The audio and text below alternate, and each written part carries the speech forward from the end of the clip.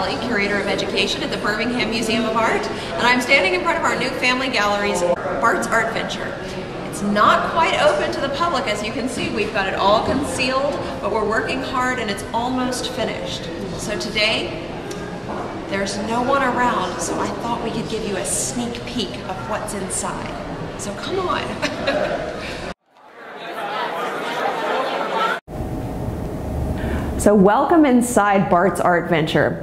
We are in the Sonat Family Gallery, which is the gallery space designed primarily for toddlers and children under 5. In this gallery, younger kids and families can explore their creativity. They can make art projects at the art bar.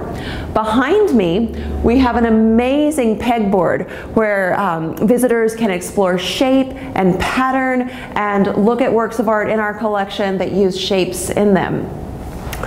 Over here, we have a fun light table. Many artists explore with light, including the glass artist Dale Chihuly, and kids can make their very own light creation on the light table. Next to that, we've got some texture blocks. Little kids love to touch, and since you can't touch in the museum galleries, we wanted to give opportunities for that inside the space. So all sorts of different textures that can be found in the museum collection can be explored on these texture blocks. And finally, we have Folk Art Bart. Folk Art Bart will give visitors a chance to make their own folk art creation using Bart, our family mascot, as the background.